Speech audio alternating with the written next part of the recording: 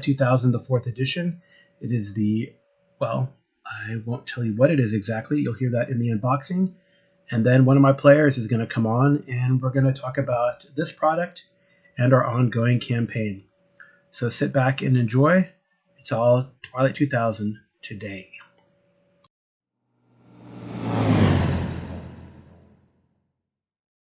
When I said I had piles of boxes, well, I do have piles of boxes. So I'm just going to open them. But you know what? These are going to just be segments in our overall show. Let's see how this goes. Each little recording is going to be its own little segment. I hope that kind of works and I can cut them in and out of things. So this particular box, I don't know when I got it. This box is 10.5 by 13.25, and it is 5.5 thick. That length, width times length times height. So yeah, here we go. It's a box. I'm using a box cutter because it's got tape. It is from Flat River Group out of Belding, Michigan. It's got pop things, not popcorns, and then it's got everything in a. It's got the books in a bubble wrap, which is cool. And what are the said books? Oh, this is very cool. All right. I think I know what guest I want to get on after I discuss the opening of this. But what I have received from Freelink Publication is the Twilight 2000 Urban Operations box set. The box set, which I think is really cool. It's in shrink wrap, so just be aware. I'm going to slice open the shrink wrap here. Open that, so we can go to recycle. So it's a very nice box. The art's very evocative. It's got some people under a bridge with guns, like urban operations. I mean, it's definitely it's cool. It has like encounter cards, like little catalog, of course, little punch outs for like sandbags, rubble, ground floor, rooftops, which is kind of neat. Really very helpful. Different tokens for being for hits and the like. Probably for like if you're experienced coolness under fire or not. It's got a hell of a lot of stuff in it, I feel. So in the box, those are the counters and the random encounter cards. Then there are maps. There are map boards. 1, 2. So like 1, 2, 3, 4, 5, 6, 7, 8, 9, 10, 11, 12, 13, 14, 15, 16, 17, 16, like 8 by 10 double-sided. Sorry, yes, 8 for 16 maps, but 8 by 10 double-sided maps. And now there's other maps that are bigger, that are 2-panel in a way. And I think like you fold out two panel scenes, one on each side. It doesn't look like you fold them out, but that's one of those. Has 2 different scenes on each of the 2 sort of 8 by 10 panels. So that'd be 16 by 20. I don't know what that is in metric. And then they have a large fold-out map that is like 4 panels. So that is going to be right. So the other one was 8 by 20, and this one is 16 by 20, double-sided, which is very cool. They have that's a bunch of maps for those are like tactical maps, right? So you can for your when you set up scenes or scenarios or conflict. And now there is a double-sided, again, this is 16 by 20 map of Carlsberg on one side, and it looks like Krakow, downtown Krakow on the other side. Although it's not quite downtown Krakow. It's not the old town. but it is kind of Krakow city center plus close to city center environs. I can see the some of the not just the castle and the old town, but also where the Warta of not Warta, the Ormo of Krakow hangs out. The different various locations, the train depot, very cool. And then there is a book as well in this book. So it runs 96 pages, and it's a combination. It's got 6 sections. It looks like six sections. Playing in cities, city rules, urban encounters, city factions, urban plots. So it looks like it's some plots that you can, like adventure hooks that you can run out. And I do see like the Black Madonna as a picture in one of those. Then scenario sites, the big playground, church, power plant, the bunker. And then there's 2 appendices, Krakow and Carlsberg, which is pretty cool. So they do introduce, maybe I'll get into this more when my special guest comes on and we talk about it. But that is Urban Operations. I'm pretty excited about it. I've had it on PDF, so I haven't been using it. But now I have the physical copy. Cool. Urban Operations.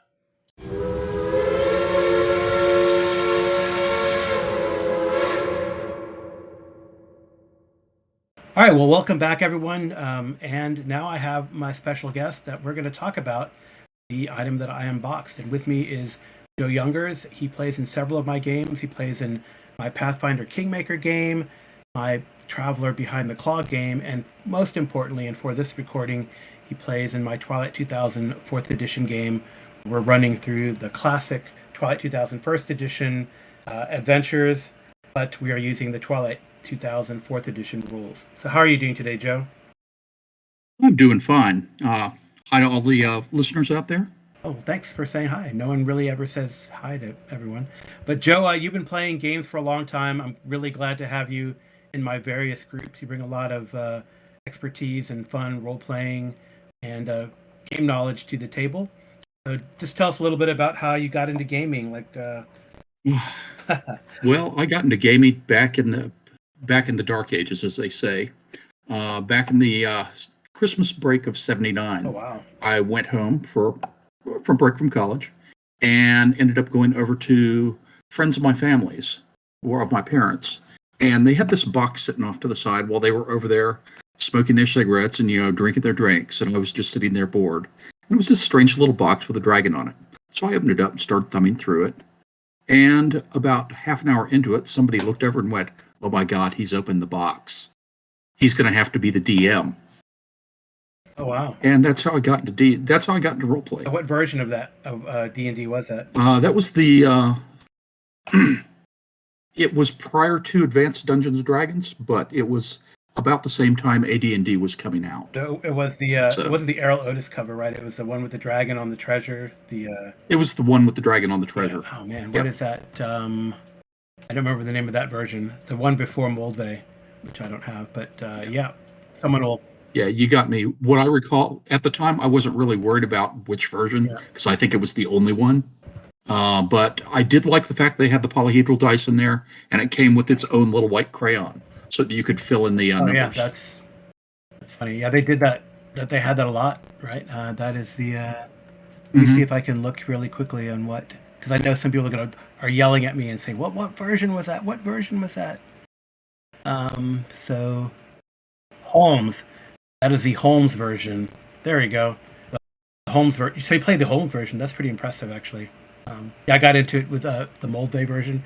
So you were really big. I mean, I met you through another one of my players that you all know as @Irks on the various Discords. That's Matt Wagner. But you've known him for a long time, too. He's the one who kind of introduced us. But you guys did a lot of, like RPGA? Mm-hmm. It was RPGA back in the day. I met Matt through Living Greyhawk. We played a lot of that back when I was living in North Carolina still. We traveled up and down the East Coast going to conventions for that campaign. Yeah, so I guess you played continuously from back when you got the basic set all the way through into Living Greyhawk, or did you take breaks? Or I had a break while I was in the military, Mhm. where it was about a 3 to 4 year gap where I played little pickup games here and there. That's where I picked up the first copy of Twilight Oh, 2000. nice. Was while I was in the That's Navy. perfect because I was going to ask you that But next I'd played question. some Yeah, Champions. I'd played Villains and Vigilantes. yeah, all those games I Go remember. ahead. Sorry, I stepped No, on that's you. fine. That's fine. Hmm. Yeah, so that was the next Yeah. question I was going to ask you. Well, that's cool. You played Champions and Villains and Vigilantes. I both remember those games. Like Villains and Vigilantes was my first like superhero game. I think yeah, even before like the Marvel game. I played a lot of Star Yep, sure Frontiers, was. and then I did get into Champions, probably like around the fourth edition of Champions, not the earlier versions. The Big Blue Yep. Book. So yeah, so you are familiar with Twilight 2000, and you played way back during the first edition in the 80s. So how was that experience? What did you think of it? Because I played that too. I played the second edition as well. It wasn't. I enjoyed it. I was in two different groups. Hmm. One of them I enjoyed. The other one was. Um, hmm, we tended to focus on the minutia a little too much, and the background of basically nickel and diming all of the little bits and pieces. How many rounds of ammo do we have? How much gas do we have for the truck? Which I guess is kind of sort of what the early part of the survival mentality is. Hmm. But we had 13 players in the game, so Oh that was a wow. bit of an issue. Yeah, that seemed like it'd take a long time. Yeah, I remember the first edition is like if, effectively you had to have a worksheet for character creation, Oh yeah, and you definitely needed like some way to write down keeping track of all the aspects, right? The from ammo to gas to food, even water, right. um, as well as just depending on how much detail you wanted to get and how much you wanted to get into a survival game. And the second edition kind of cut back on some of that. They used the Games Workshop house system as like Mhm. I think it's a D10. I want to say a D10 system with hitting target numbers. Were you familiar with that one? I missed that one, I think. That you need. Yeah, so that's the yellow book, the big yellow book. Hmm. Um, I remember seeing it. anyway, so yeah, I played that extensively, and I ran Merc 2000 for a long time. So I was very excited. I don't know if you were. I was very excited when Free League announced that they were going to do another edition, a fourth edition of this one. I have the third edition, and I was gonna get into it and play, but we just never did. It's like the Twilight 2013 or something like that Right, that I right. have somewhere on my shelf, but I never really got into it. I think what I thought was cool about that one, so like Twilight 2000, the first and second edition. I mean, you can add in, or if you think I'm inaccurate, or add in some more detail. But those were kind of focused really on like you being part of the military, mainly U.S. military, but they did have supplements for other Western military personnel. And then Twilight 2000, the second edition, added that idea of Soldier of Fortune with the Merc 2000 products, but everyone was still really pretty much like in the military. And I thought what I thought was good in Twilight 2013 is that then they had like the civilian side if you weren't like in the military branch, and like if you were so stateside when the proverbial shit hit the fan. Hmm. So I thought that was a very interesting Yeah. addition. Anything you recall from that, or Uh, do you I think that's accurate? I ended up missing the second edition, and Uh huh. the 2013. I think I noticed something about it when it was in its developmental stages, but never actually saw a finished product. So, but you're right. The first edition was very much focused on the military and chain of command and that sort of stuff, and Right. it had some innovative game mechanics. I thought Mhm. the fact that it was back in the day when you still rolled for your stats, so it was very much Mhm. random generation. But they had an interesting sort of leveling mechanic where, depending on what your overall stats were, the Mhm. higher the number was, the less combat time you had, and the lower your coolness under fire factor was. So you might Mhm. be the Arnold Schwarzenegger, big buff, get out there and kick butt and take names, except for the fact that you had no actual field time. So when the Mhm. bullets started flying, you'd be the first one to hit the deck. Right. I guess that So it mimics, was, except for like in a superhero type of situation like Commando, yep. or Schwarzenegger flick. I guess that suggests like the longer you've been in, the less beefy you are because of time and age, but the more experienced you are. Hmm. Yeah. I think Yeah. so. Yeah, I think we'll get to that. That's something I do want to touch is a coolness under fire. There's been on other podcasts. There's been a lot of talk about suppression fire and coolness under fire and loss of agency. But I think we'll get into that just because we're going to talk about probably a little bit of our Twilight 2000 game Sure. that we're in. But let's jump into this new product. I mean, I've really enjoyed. Well, overall, and maybe this is a bias. I've really enjoyed the new edition of Twilight 2000 Fourth Edition. I think it's an easy in. The mechanics are not so arduous that they get in the way of the interaction role play, and you can be as detailed into the minutia of fuel and water and food and ammo as you need to be.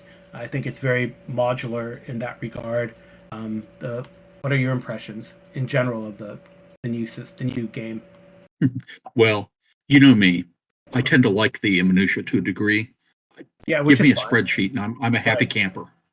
Yep. Yep. But I ended up I joined your game late, about a Okay. year late, because I think you started this as a birthday thing. Right. I think you joined And it by the about time I got 6 months in, maybe.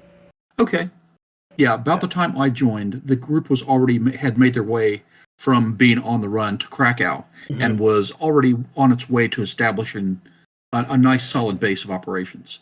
Right. So I missed out on most of the scarcity economy that was going on. Right. So Yeah. Now they're kind of in a good now we pretty much situation. Yeah, you're in a good situation. yeah. You still keep track of like ammo, but I feel like there. I mean, there's so much like food and water available. Fuel can become an issue just depending, right? But I don't think it has Right. for some time. And then like other things like say medicines, another important thing. I've been using like a usage dice mechanic, which as it's used or after over a certain amount of time, we'll roll a usage and see what the depletion is, and then. But then there, you guys have, I think, when the player who plays the medic realizes that, then they say, okay, I guess we've got a time to look for it when it gets low. The usage dice gets low, then it's time to go look for some more medicine, type of thing, right? So I think Yep. that's good. So it kind of promotes, I think, that idea, and I'll, maybe if we really need to get into that scarcity again, other than ammunition, then maybe the usage dice mechanic might be a way to go. Because you have this like dice chain type of thing in Twilight 2000, and then when it's becomes scarce, then then that kind of lends itself to okay, now we got to do like a little side trek to find fuel, find water, find food type of thing, right? Right. So I think it doesn't get in the way of the, to me, like I think sometimes that minutia can get in the way of the story. So maybe that's why I kind of downplay it, unless you guys find yourselves like in the, let's say Krakow gets overrun and you find yourselves in the wilderness again. Then it becomes, I think, an important part of the story. Yeah. Or we find ourselves hip deep in Warsaw. Right. Oh well, yeah, that could be coming. All right. So speaking of Warsaw, Yeah. I mean, I should have you on more often. What a segue. Speaking of Warsaw, and possibly Krakow. So the reason I brought you on is because I was excited to talk about Twilight 2000 because we both recently received the print copy of the new supplement for Twilight 2000 4th edition, which is the Twilight 2000 Urban Operations book. Yes, indeed. So what are Although to be honest, we've had access to the PDF for it. Yes, we've for had about access 6 to the months. PDF for a while, and I've been using aspects of it to kind of blended in really nicely with the Krakow phase of the game. And if we do have to get into, it seems like as you guys approach Warsaw, because we're running the classic Pirates of the Vistula adventure right now, then we have this book available. And I've also used it when you guys, because it does touch on what about cities that have been like ruined and nuked, right? Like Chestashova, which you guys had Right. in the campaign. What are your overall impressions of the book or the box set? The box set, which I think is cool in and of itself. Oh yeah, the box set it's really nice. There wasn't a lot of dead space in the box, let me tell you. Oh, right. I like the fact they added some new cards because the encounter cards, even though there were 50 odd in the original, right. By this point in the game, we've probably gone through and seen most of them. True. And so getting another 10 or 12 to throw into the mix. Yeah, that are urban location specific. Right. It adds a nice little bit of newness to the possible random encounters. Yeah, there are other accessories in here. They have like these little chits for like Hmm. coolness under fire chits and like locations. Right. There's like sandbags, rubble. What do you? I guess this begs the question. Then I mean, these are great. The cards and the chits are great for like a live play. But I have Oh yeah. never had a live play. It's all been online, Roll20 mainly Right. for me. So has that your experience too, or how's that? The I could when I'm looking at the chits for the little tokens and whatnot, it reminds me a lot of Advanced Squad Yes, Leader. totally, totally, yeah. Yeah. Yeah, and actually, it's Yeah. great. As a So side, one of our players, the aforementioned Matt Wagner, has made a lot of like squad leader type tokens for everyone and for things that happen. It's really a fantastic mhm, little bit of art that he's done for this. So yeah. that definitely adds to it. I think it adds Yeah. to it. I think like in live play, I've never done it, so I haven't even broken these out yet. But I think it'd be great for a live play situation. I guess maybe I've missed because I do like a bit of the convention circuit. Maybe I should have proposed a game. Right. But I did run. I mean, Yeah. I've run our Yeah. game and I've run like a side trek still in my campaign verse, I guess. Because the cool thing about Twilight 2000, even from the very incarnation, it's like, okay, there's a bad battle. Your division got split up because of the battle. Things went south very quickly. Now you're on your own. Go, right? There's no I guess overarching arc once you are given your orders that you're on your own. I mean, it becomes your Twilight 2000 game, right? Your group. So I think that's kind of neat because you're playing in another game, right? You're playing in another. Yes, I am. With some folks that I know. I know from back from the East Coast, but the guy who's running it is a former Army Ranger, and so he is very gung ho about the whole military aspect of it. And so, of course, our group is barely military at all. Well, it's barely military. Let me clarify that. We've got 5 players. We have a Force Recon Marine Ranger type who has a NSA spy as her charge, who I think made it through one term before the war started. So he is very much a babe in the woods. We have 2 Polish officers, one of whom is a tanker, and one of whom is a logistics officer. That'd be me. And then who's our last? Oh, then we've got a Navy medic who basically got farmed off to the Marines. So he's basically a Marine medic. So you guys playing in Poland also, or you just? Yeah, we basically picked up in the fall of Kalisz, and we're slowly working our way down the down towards Krakow. I'm sorry, Krakow. Well, yeah, we'll use Krakow. We use the westernization of right, it. Right. But yeah. So I guess the take home there is that both games are different. Have been different. Yes, they have been. So, which is pretty cool. So yeah, and in our current game, let's keep talking. Let's not go on a tangent too much. All right, so we could get back to the game, but sure. All right. So then after those couple accessories, then we have a whole slew of maps. Oh right? yeah.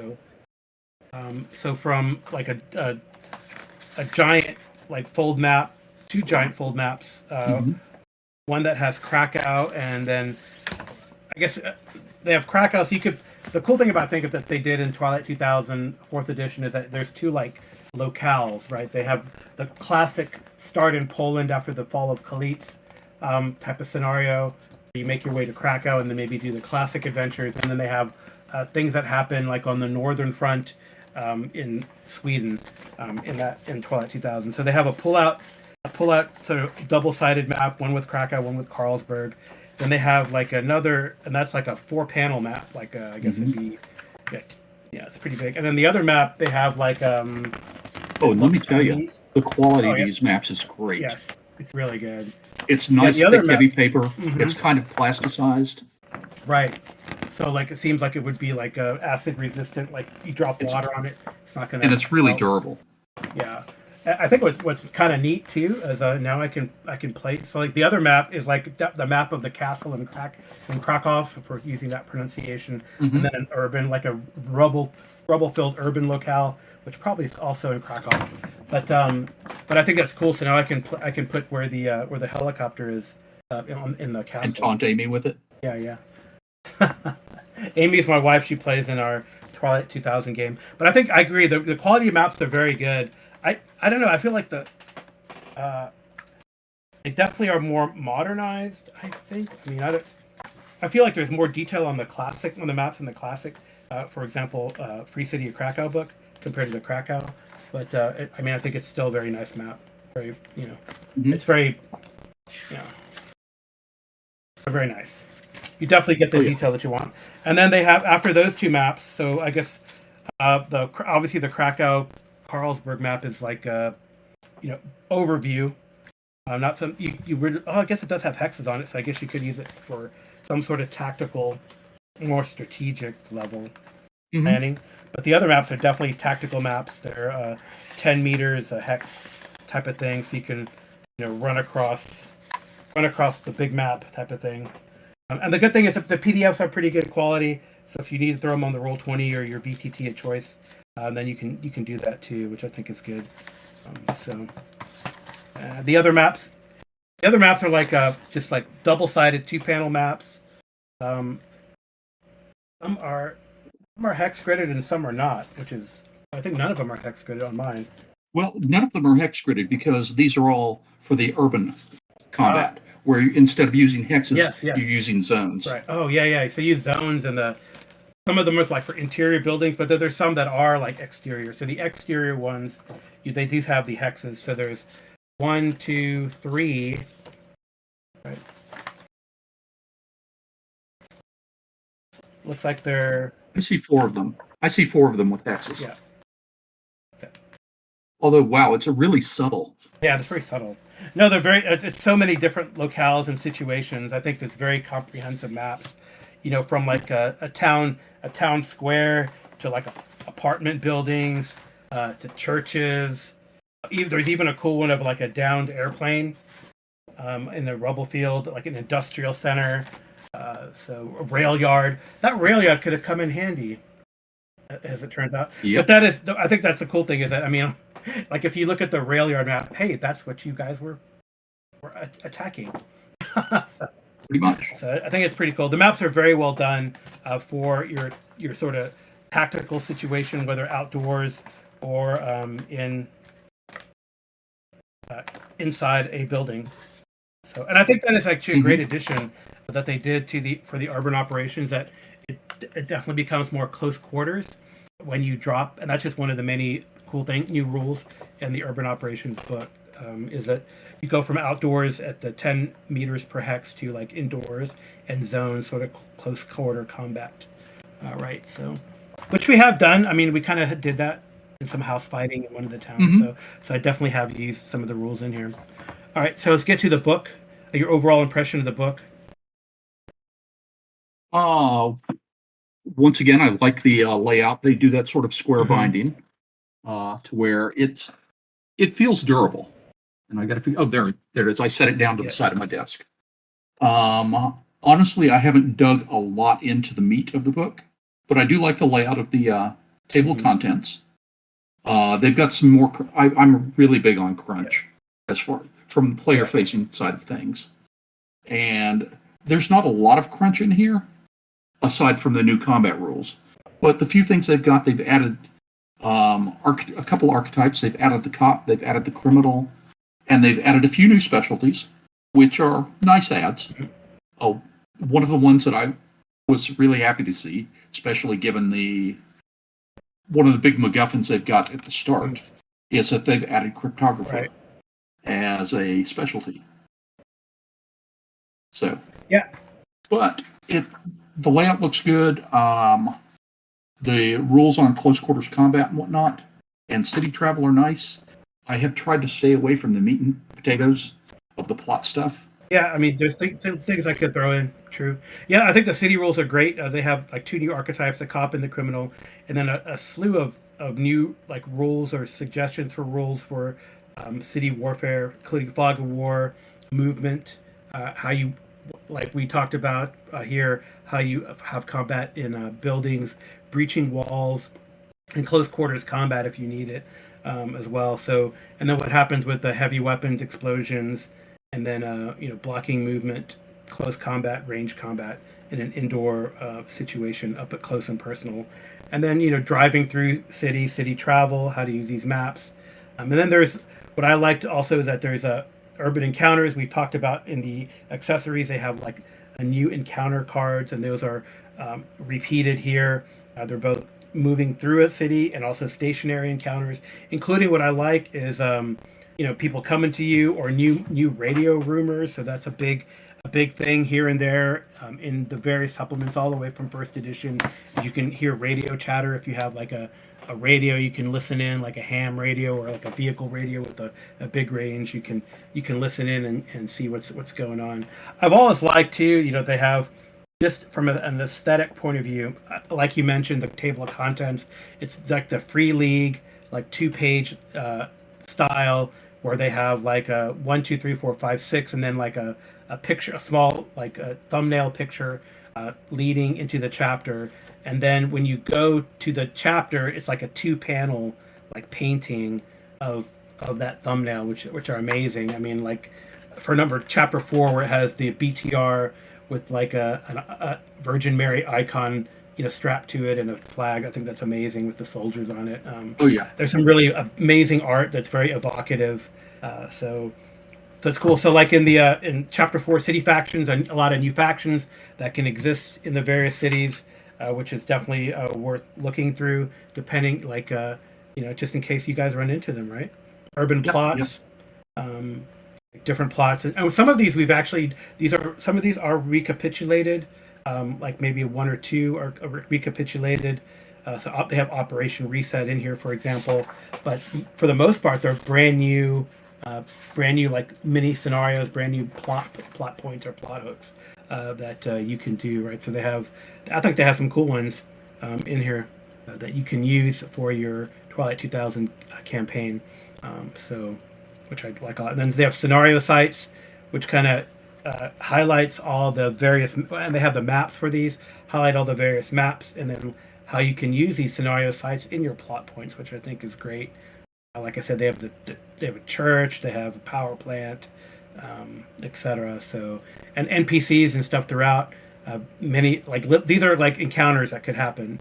Probably a lot of I think some of these I will use in Warsaw potentially, or maybe even when you go back to Krakow, or for example, you never know, you guys might get captured and hustled off to Lublin or something. So true enough. So it's a lot of great stuff, I think, and tools for the GM. From the GM facing side of things. Yeah. One of the things I do like, just thumbing through the book a little deeper, is for their NPCs, they've gone through and used like basically the old version of playing cards of who's who in town, that sort of stuff. Right. And the art's still very evocative of the old school Twilight 2000. Oh yeah, for sure. Like everyone is.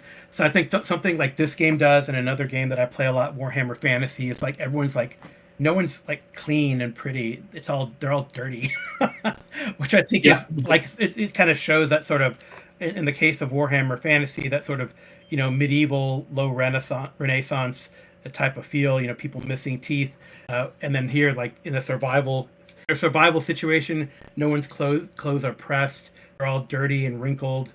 They look tired. So I think it's pretty cool how they've done that. And then the people that you do see that are all prim and proper, you might wonder and maybe not trust them, right? Yeah. So the last two. What does this guy have that he can spend the time to take showers regularly? Really true, right? Like even they have this one guy, this guy who's like a Jan, who's a pro boxer before the war. He's all like, his face is still all beat up, man. It's got band-aids and cuts and bruises all over it. So I think it's pretty cool. And they have like their attributes. But another neat thing that they have done is like, so they in a lot of the books they have conversions. So if you want to convert from the old stuff to the new stuff or back, you can do that pretty readily. They have like novice to expert type of designations that you can figure out, or that you can determine based on the dice chain mechanic that the game has. So I think that's really good. The last two parts of the appendices, which is a little more detail on Krakow and Carlsberg. So with maps as well. So that what I like.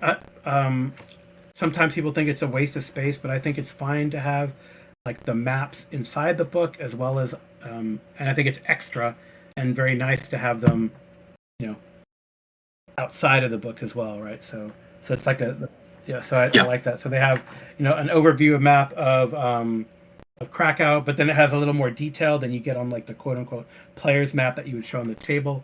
Same thing with the Vavel Castle, the courtyard, the cathedral, and then the bunker where the helicopter is held. Same thing with Carlsberg. Right. So there is no there is a map of Carlsberg. So the fortress of Carlsberg and the overall map, which is kind of cool. So pretty nice. I'm impressed. It's 96 pages, the book, and like we mentioned, a lot of maps. It's a full on box set for urban operations. So yeah, we're gonna switch gears slightly a little bit, and just talk about our game. And maybe I hope I don't put you on the spot, and feel free to be honest. So Joe, how do you think our game is going? I think it's going pretty well. We've got some. We haven't run into any real conflict amongst the players, although we have had a few instances where PCs have kind of butted heads. But all in all, we've kind of come together and are getting the job done. It's nice that we have a goal of, basically we're operating as, I don't want to say mercenaries for hire. We're more of a protection force that's been attached to a rescue operation going into Warsaw. But we're the rescue. We're basically the heavily armed rescue force, and so I'm sure the guy running the boat who wants to rescue his family from Warsaw would like to not have us keep delaying and herring off in various directions to help people along the river. But I think it's kind of establishing our general mindset as to how this group operates. Yeah, so I think it's been pretty exciting, honestly, and gives me a chance to comment on why I like these kind of classic, quote unquote modules, adventures.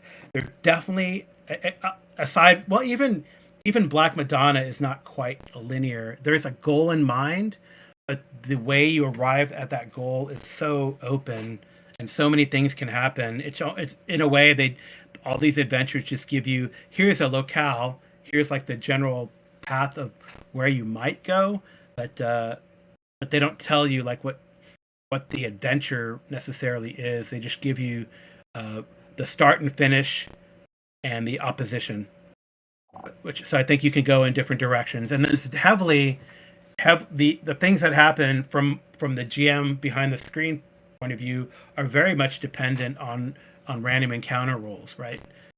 Whether you run into trouble along the river or when you get into a town, really depends on like a random encounter roll, and then we kind of go with it and see what happens, right? So I think that has been the fascinating part of it, and in my opinion, and that's why maybe it take a little longer as you guys do various side quests or things happen, but whether it's dictated by the roll of the dice or encounter cards, I think that's a fascinating part of this game, the Twilight 2000 game, the adventures that we're doing, and why every time you might run it, you and in the other game, which also takes place in Poland, will be different like every time, right? So, yep. Yeah. So I do you think I've been too easy? Like I don't know why I always ask myself this, but do you think I've been too easy on the group? Yeah, I don't know. I don't know that you've been any easier on us than you were at the point that I joined the group. Mm-hmm. But then again, like I said, I wasn't part of the scarcity economy at the very beginning, so I'm not sure how tight things were at that point, and whether or not you were basically tightening the screws on the team at that point or not. I think you're willing to let us. You basically, like you said, you throw the plot elements out there, mm-hmm. The hooks, and see what we bite at, and you're willing to take and run with what we bite at. Mm-hmm. I mean, just my character Chernov's solution to the problem of a possible problem sailor on the boat. Mm-hmm. I noticed some hesitation on your part, but you're willing to just take and go and not tell me no.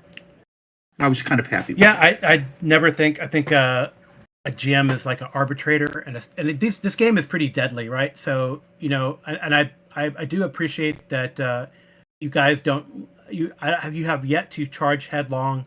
Maybe like one time you were like, I'm tired of these types of dudes. We just gotta, stomp them into the ground. I think that's happened like once or twice, but you had an overwhelming, advantage, so you took it.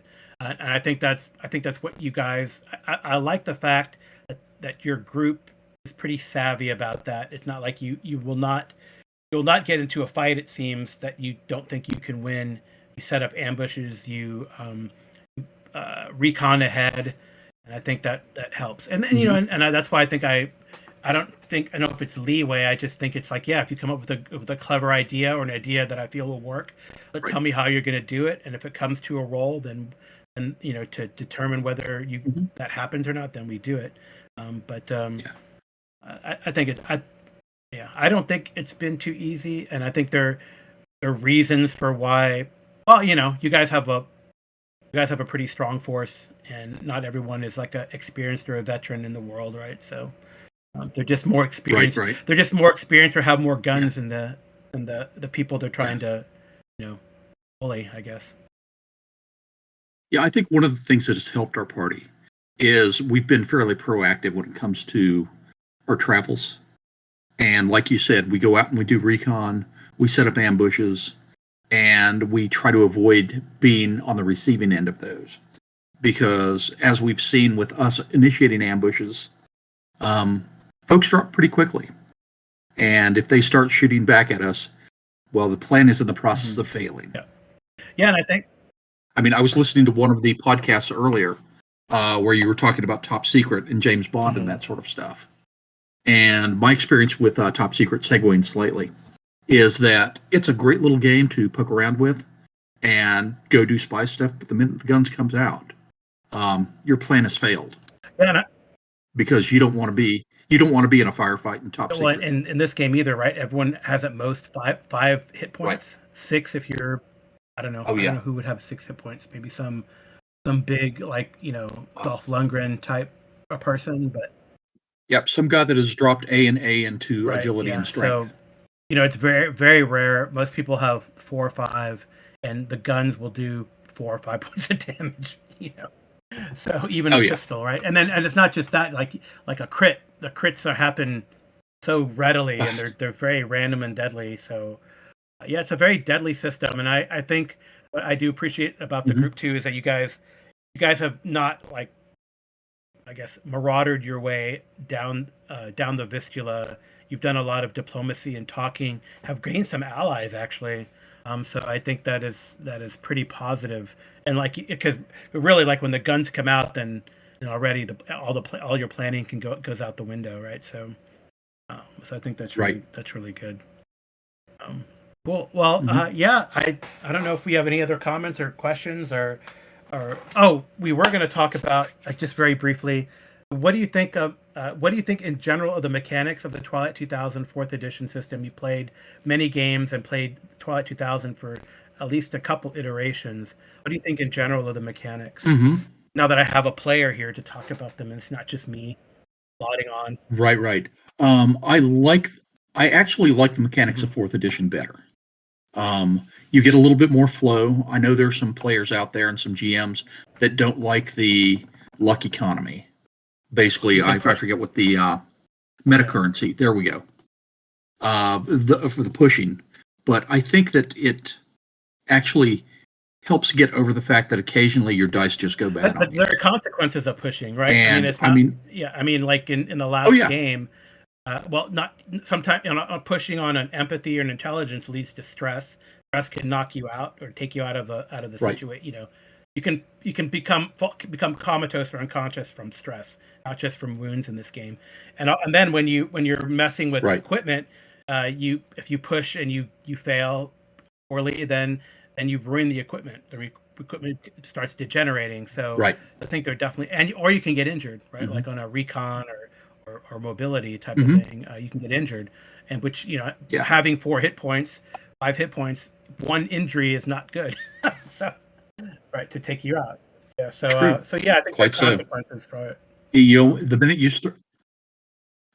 start checking those boxes for your wounds, the tension just sort of ratchets up. I think it's good. It's a very tense game because you never know, right? I mean, even when bad guys at far range are rolling only 2 6s to hit, 6 is a hit.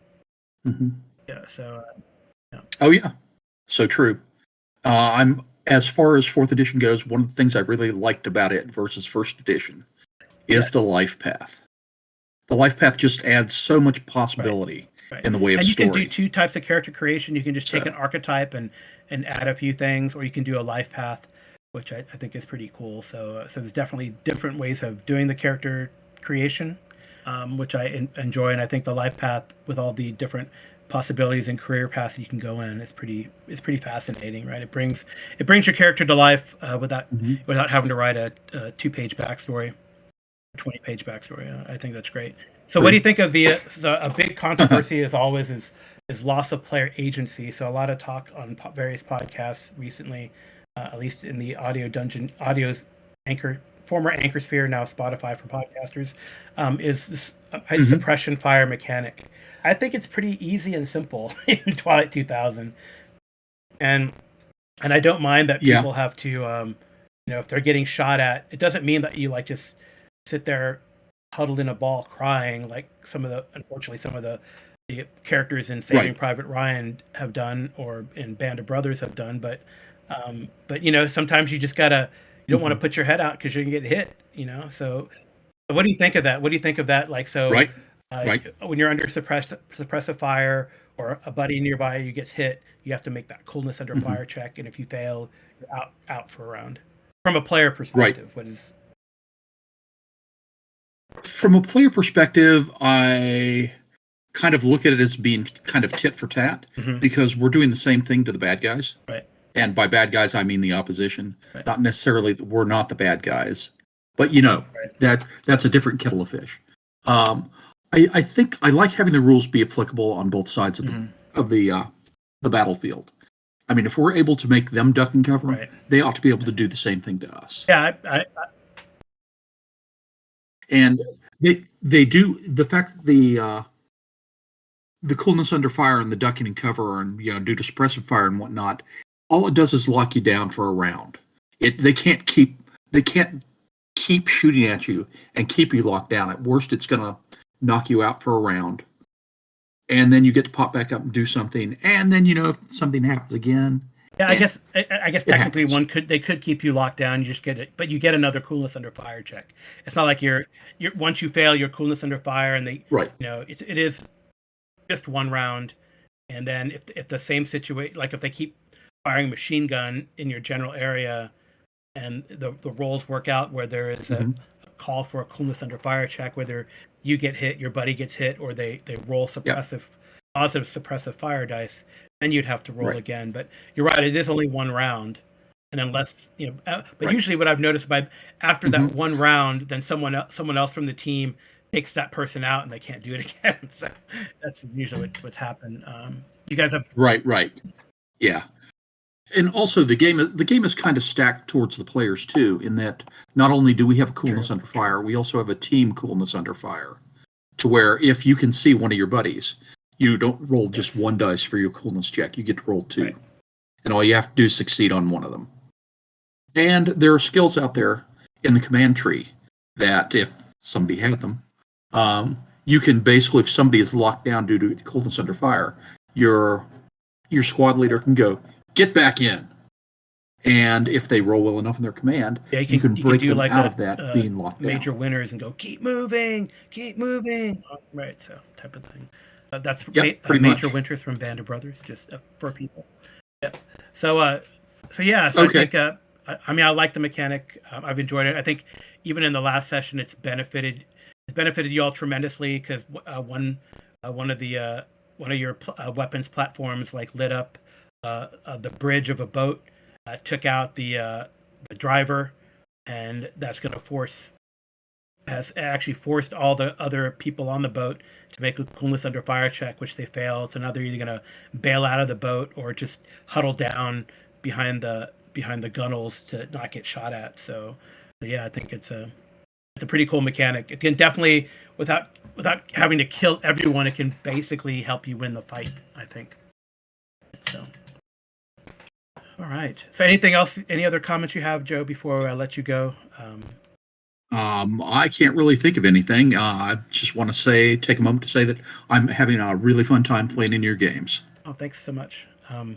Well, yeah. So thank you again, Joe, for coming on. Again, I will reiterate.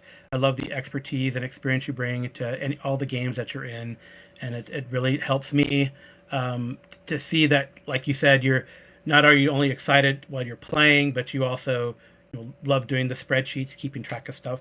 That helps me from the GM side tremendously, so I don't have to do it all or remember, how many rounds of 5.56 ammo you guys have. Too many. All right. Well, thanks so much, Joe. And I will see you soon, play with you soon, and have a great rest of the week. Sure. You too.